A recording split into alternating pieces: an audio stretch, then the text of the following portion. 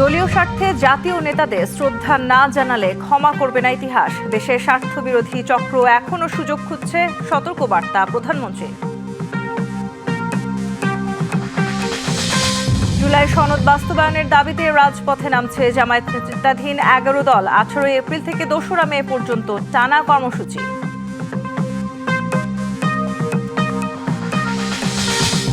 সংসদের সাউন্ড সিস্টেমে দুর্নীতির অভিযোগে ঠিকাদারি প্রতিষ্ঠানকে দুদকে জিজ্ঞাসাবাদ। অদক্ষ ঠিকাদারের বিপত্তি, দাবি চিফ হুইপের।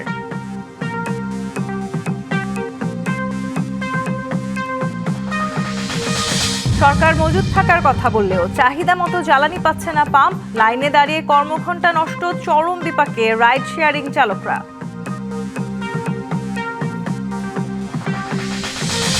হাম ও উপসর্গে প্রাণ গেছে আরও 8 শিশুর। 1 মাসে মৃত্যু 2 শতাধিক। সংক্রামক রোগ নতুন করে ফিরে আসাকে বড় সতর্কবার্তা বলছেন বিশেষজ্ঞরা। কয়েক দশকের মধ্যে প্রথমবার আলোচনায় বসল ইসরায়েল ও লেবানন। যুদ্ধবিরতির সম্ভাবনায় ওয়াশিংটনে আলোচনাকে স্বাগত জানালো জাতিসংঘ। জাতীয় নেতাদের শ্রদ্ধা জানাতে না পারলে ইতিহাস ক্ষমা করবে না বলে মন্তব্য করেছেন প্রধানমন্ত্রী তারেক রহমান। বলেন, দলীয় স্বার্থে ইতিহাসের জাতীয় নেতাদের ছোট করার সুযোগ নেই। এখনও দেশের স্বার্থবিরোধীরা সুযোগ খুঁজছে বলেও সতর্ক করেন প্রধানমন্ত্রী। মতপার্থক্য থাকলেও তা যেন শত্রুতায় রূপ না নেয়, সেদিকেও নজর রাখার তাগিদ দেন তিনি। স্বাধীনতা পুরস্কার প্রদান অনুষ্ঠানে এসব কথা বলেন সরকার প্রধান।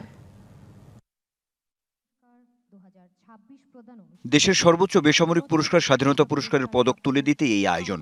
এবছর স্বাধীনতা, গণতন্ত্র, নারী শিক্ষা সহ দেশ গঠনে সার্বিক অবদানের জন্য প্রয়াত প্রধানমন্ত্রী বেগম খালেদা জিয়া সহ 15 ব্যক্তি ও 5 প্রতিষ্ঠানকে মনোনয়ন দেওয়া হয় এ পুরস্কারের জন্য। 331 জন বিশিষ্ট ব্যক্তি এবং 32টি প্রতিষ্ঠানকে বৃহস্পতিবার বিকালে রাজধানীর ওসমানী স্মৃতি মিলনায়তনে স্বাধীনতা পুরস্কার তুলে দেন প্রধানমন্ত্রী তারেক রহমান। প্রয়াত প্রধানমন্ত্রী বেগম খালেদা জিয়ার পক্ষে পুরস্কারটি গ্রহণ করেন তার নাতনি ব্যারিস্টার জাইমা রহমান। মুক্তিযুদ্ধে অবদানের জন্য ফৌজদারহাট ক্যাডেট কলেজ ও বীর মুক্তিযোদ্ধা মেজর মোহাম্মদ আব্দুল জলিল মরণোত্তর স্বাধীনতা পুরস্কার পান। বিজ্ঞান ও প্রযুক্তিতে ধান গবেষণা ইনস্টিটিউটের মহাপরিচালক অধ্যাপক জহুরুল করিম, সাহিত্যে আশরাফ সিদ্দিকী মরণোত্তর এবং সংস্কৃতিতে উপস্থাপক হানিফ সংকেত গ্রহণ করেন স্বাধীনতা পুরস্কার। বিশিষ্ট সঙ্গীত শিল্পী বশির আহমেদ মরণোত্তর স্বাধীনতা পুরস্কার পান। ক্রীড়ায় দেশের টেবিল টেনিসের কিংবদন্তি জুবেরা রহমান লিনুকে দেয়া হয় এ পুরস্কার। পল্লী উন্নয়নে পল্লী কর্মসহায়ক ফাউন্ডেশন PKSF এবং চিকিৎসাবিদ্যায় এ পুরস্কার পায় ঢাকা মেডিকেল কলেজ হাসপাতাল। সমাজসেবায় গণস্বাস্থ্য কেন্দ্রের প্রতিষ্ঠাতা ডাক্তার জাফরুল্লাহ চৌধুরীকে মরণোত্তর স্বাধীনতা পুরস্কার দেয়া হয়। প্রতিষ্ঠান হিসেবে সমাজসেবায় SOS children's village international in Bangladesh এবং গণস্বাস্থ্য কেন্দ্র পায় স্বাধীনতা পুরস্কার। ব্যক্তি পর্যায়ে সমাজসেবায় পুরস্কার পান মোহাম্মদ সাইদুল হক এবং রাজধানীর মাইলস্টোন স্কুল অ্যান্ড কলেজে যুদ্ধবিমান দুর্ঘটনায় নিহত শিক্ষক মাহিরিন চৌধুরী মরণোত্তর। জনপ্রশাসনের কৃতিত্বের জন্য স্বাধীনতা পুরস্কার পান কাজী ফজলুর রহমান মরণোত্তর। গবেষণা ও প্রশিক্ষণে ডক্টর মোহাম্মদ আব্দুল বাকি, অধ্যাপক M A রহিম ও অধ্যাপক ডক্টর সুকমুল বড়ুয়া এবং পরিবেশ সংরক্ষণে প্রকৃতি ও জীবন ফাউন্ডেশনের চেয়ারম্যান মুকিত মজুমদার বাবু পান স্বাধীনতা পুরস্কার। জন্মযুদ্ধে বীর শহীদ। পুরস্কার প্রদান শেষে বক্তব্যে প্রধানমন্ত্রী স্বাধীনতা পুরস্কারের পটভূমি টেনে জাতীয় নেতাদের বিষয়ে কথা বলেন। Anwar Hossain, DBC news, Dhaka.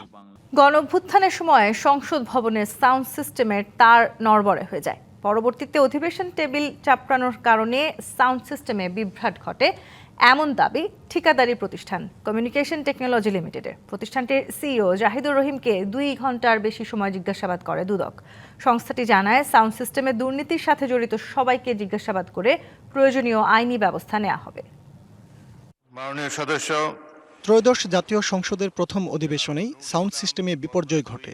এতে তীব্র সমালোচনার মুখে পড়ে সংসদ সচিবালয়।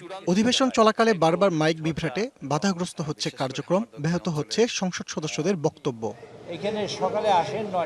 বৃহস্পতিবার এই ইস্যুতে সাংবাদিকদের মুখোমুখি হন সরকার দলীয় চিফ হুইপ নুরুল ইসলাম। দাবি করেন, অনভিজ্ঞ ঠিকাদারকে কাজ দেওয়ায় সাউন্ড সিস্টেমে এ ধরনের বিভ্রাট তৈরি হয়েছে। আমাদের সাউন্ড সিস্টেমের কন্ট্রাক্টর হয়েছে কারা? যারা কনস্ট্রাকশন কাজে অভিজ্ঞতা আছে তারা। এটাই দরপত্রের আইন করেছে। সাউন্ডের ব্যাপারে অভিজ্ঞতা এরকম লোক ডাকে না। আবার দরপত্র রিপেয়ারিংয়ের করতে যে লোক নিয়েছে সে হলো মুদি দোকানদার। চুরি হয়েছে এখানে সাউন্ড নিয়ে। কাজে আমরা চেষ্টা করছি সাউন্ডকে, আমাদের ইনকোয়ারি কমিটি বসিয়েছি, তারা রিপোর্ট দিলে আমরা দেখব কার দোষ কার ত্রুটি। এদিকে সাউন্ড বিভ্রাটের ঘটনায় দুদককে তলব করে প্রায় 2 ঘন্টা জিজ্ঞাসাবাদ করা হয় অভিযুক্ত ঠিকাদারি প্রতিষ্ঠান প্রধানকে। টেবিল চাপড়ায় ওই পাশে যান, যখন টেবিল চাপড়াইছে তখন ওই কানেকশন লুজ হয়ে গেছে। এই লুজ হওয়ার থেকে এই প্রবলেম হয়ে গেছে।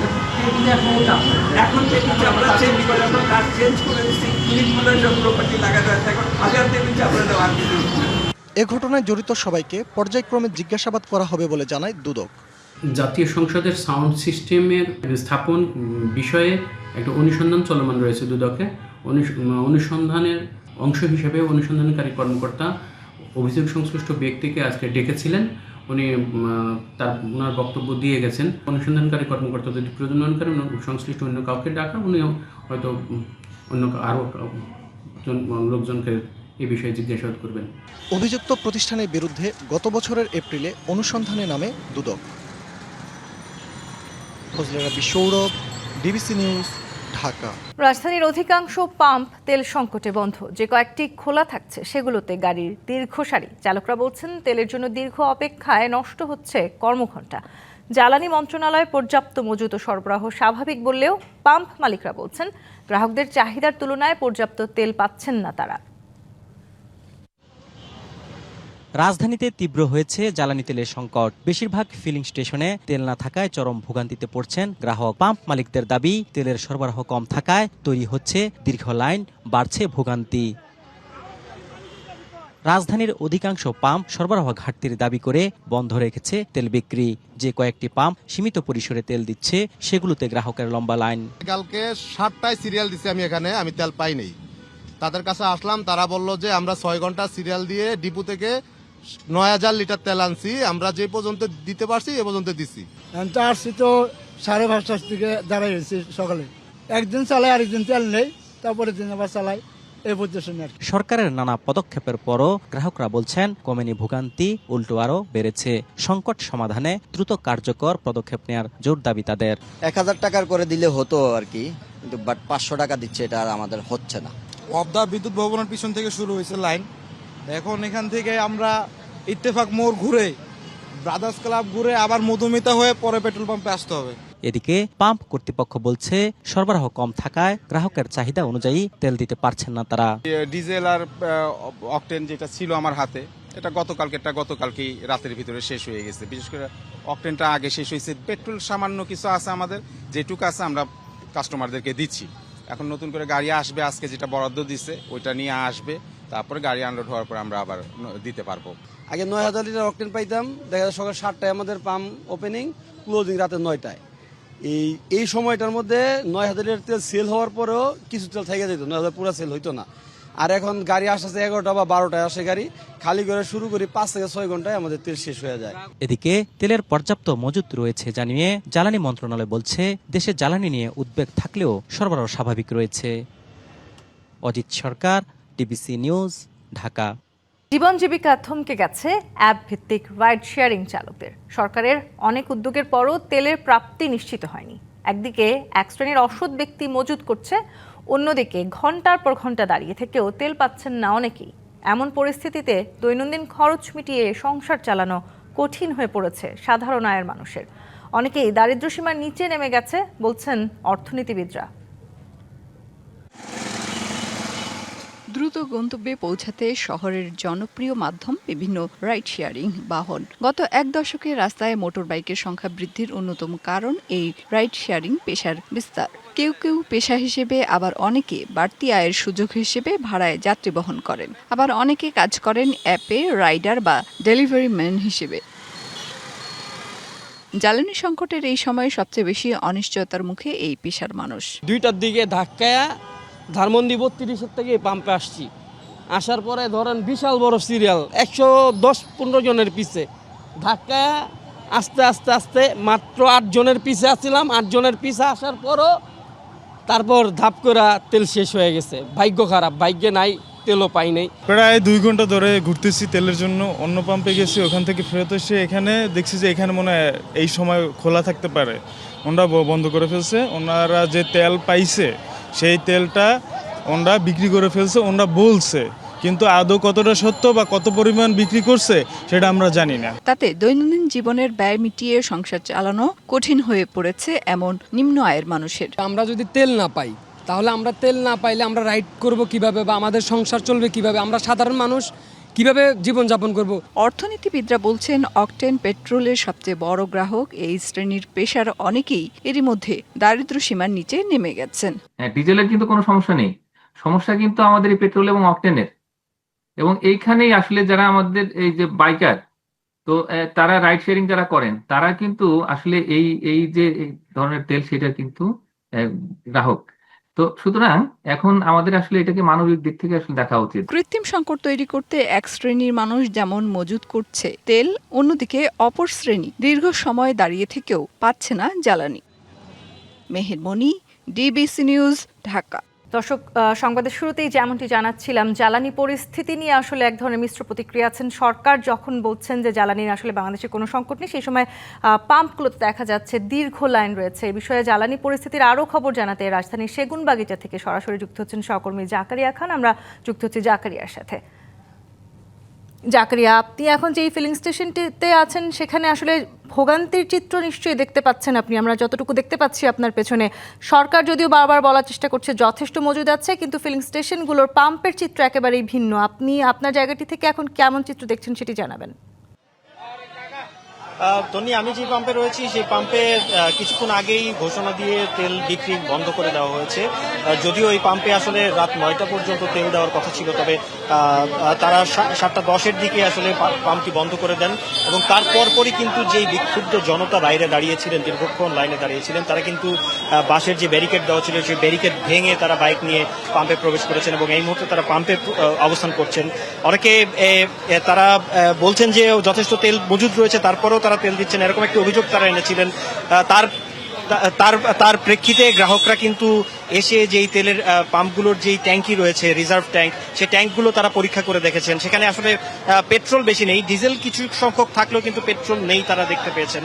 এবং তারই প্রেক্ষিতে কিন্তু এখন তারা আবার এই যে পেট্রোল পাম্পটি রয়েছে সেটি ত্যাগ করছেন। এবং এই চিত্র কিন্তু আমরা প্রত্যেকটি পেট্রোল পাম্পেই দেখেছি, যেখানে সন্ধ্যা হওয়ার আগেই কিন্তু তারা দিনের মতন পেট্রোল বিক্রি কার্যক্রম বন্ধ করে দিচ্ছেন, তেল বিক্রি কার্যক্রম বন্ধ করে দিচ্ছেন এবং তাতে ভোগান্তিতে পড়ছেন জনগণ। দীর্ঘক্ষণ তারা লাইনে দাঁড়িয়ে থাকার পরেও তেল পাচ্ছেন না। এরপরে আবার অন্য পাম্পে যেয়ে দাঁড়ানোর ইয়াও পাচ্ছেন। আমি একজন গ্রাহকের সাথে আপনার কাছে সরাসরি কথাটা বলানোর চেষ্টা করব। আপনি কতক্ষণ দাঁড়িয়েছিলেন এখানে? 3 ঘন্টা ধরে। তেল তো পাননি এখন? না, এখন কি করবে? এখন এভাবে যেতে হবে, আর কি করতে হবে? এই ভোগান্তিটা আসলে শেষ কোথায়? আল্লাহই জানে কবে শেষ, কি করছে আল্লাহই জানে। তারেক রহমান। আপনি কতক্ষণ দাঁড়িয়েছেন? আমি বেশিক্ষণ দাঁড়াইনি, আমি আধা ঘন্টার মতো দাঁড়াইছি, লাইনে দাঁড়াইছি। এখন দেখি তেল নাই, কিছু করার নাই। আমরা এখন সমস্যা আছে, সরকারের মনিটরিং এর সমস্যা আছে, কোনো পাম্প তদারকি করতেছে না। আজও কি তাদের তেল আছে কি না ম্যাজিস্ট্রেট দিয়ে দেখার দরকার ছিল। সেটা তারেক রহমানের কাছে আমরা আশাবাদী, যাতে প্রধানমন্ত্রী সাহেব এটা তদারকি রাখে। আমরা খুব কষ্টে আছি। তনি, শুনছিলেন আসলে গ্রাহকদের যে কথা, তেল নিতে আসা যেই চালকরা রয়েছেন তাদের কথা। তারা আসলে যথেষ্ট মনিটরিং চান, যাতে করে পেট্রোল পাম্প মালিক যারা রয়েছেন তারা কোনো ধরনের গাফিলতি করার সুযোগ না পায়। তো তনি, গ্রাহকদের যে সীমাহীন ভোগান্তি তেল নিয়ে, সেই ভোগান্তির কিছু চিত্র আমি আপনাদেরকে জানাচ্ছিলাম। জাকারিয়া, ধন্যবাদ আপনাকে। দেশের তরুণদের মধ্যে ডায়াবেটিসের প্রকোপ দেখা দিয়েছে, তবে অনেক ক্ষেত্রে এটা প্রচলিত ডায়াবেটিসের ধরনে পড়ে না। এখানে জিনগত কিছু পরিবর্তন দেখা গেছে, যার জন্য এসব রোগীদের বিশেষ ধরনের চিকিৎসা প্রয়োজন হতে পারে, এমন তথ্য উঠে এসেছে বাংলাদেশ মেডিকেল বিশ্ববিদ্যালয়ের এক গবেষণায়। স্বাস্থ্য অধিদপ্তরের অসংক্রামক রোগ নিয়ন্ত্রণ বিভাগের তথ্য অনুযায়ী বাংলাদেশে 15 থেকে 35 বছর বয়সী প্রতি 100 জনের মধ্যে 7.4 জনের বেশি ডায়াবেটিসে আক্রান্ত। বৃহস্পতিবার বাংলাদেশ মেডিকেল বিশ্ববিদ্যালয়ে এ বিষয়ে গবেষণা প্রবন্ধ উপস্থাপন করেন ডাক্তার বাশফিকুল হাসান। গবেষণায় অংশগ্রহণকারী সন্দেহভাজন তরুণদের প্রায় প্রতি 5 জনে 1 জনের ক্ষেত্রে maturity onset diabetics in young নামে পরিচিত বিশেষ ধরনের ডায়াবেটিস সম্পর্কিত কিছু জিনে পরিবর্তন দেখা গেছে। এটা একটা এটিপিক্যাল কারো ডায়াবেটিস, যেটা আমাদের এই কমন ফর্ম টাইপ 1-এর সাথেও মিলছে না। তাদের ইনসুলিনে ডিপেন্ডেন্ট হয়েছে এরকম না, তাদের কিছু আমরা পরীক্ষা করে দেখি অ্যান্টিবডি বলি আমরা, সেগুলো নেগেটিভ। অথচ টাইপ 2 ডায়াবেটিসের ফিচারও তাদের মধ্যে নাই। তারা মোটা সোটা না, তাদের হাইপার টেনশন, কোলেস্টেরল এগুলো খারাপ হয়ে যায় না, মানে কোনো ফর্মেই ফিট করতেছে না। কিন্তু এই পার্টিকুলার ডায়াবেটিসটা হচ্ছে আমাদের জিনগত ডায়াবেটিস। প্রায় সবারই এই জিনের সমস্যা থাকলে ডায়াবেটিসটা হয় এবং তার কিছু স্পেশাল ট্রিটমেন্ট অ্যাপ্রোচের দরকার হয়। বাংলাদেশ মেডিকেল বিশ্ববিদ্যালয়ের উপাচার্য জানান, বিশেষ ধরনের এই ডায়াবেটিস টাইপ 1 ও টাইপ 2 কোনো বৈশিষ্ট্যের সাথে মেলে না, তবে এই ধরনের রোগীরা দ্রুত ইনসুলিন নির্ভর হয়ে পড়ে। কয়েক বছর এরা কিন্তু টাইপ 2 ডায়াবেটিসের যে ট্রিটমেন্ট মডালিটি সেটাতে রেসপন্স করে। এরা খুব অল্প সময়ের মধ্যেই ইনসুলিন ডিপেন্ডেন্ট হয়ে যাবে in their course of the disease. এই ফলাফল প্রাথমিক এবং অনুসন্ধানমূলক। চিকিৎসা প্রয়োগের আগে আরও গবেষণা প্রয়োজন বলে জানান আলোচকরা। এই ধরনের স্টাডিগুলো আমাদের। তাহসিনা জেসি, ডিবিসি নিউজ, ঢাকা।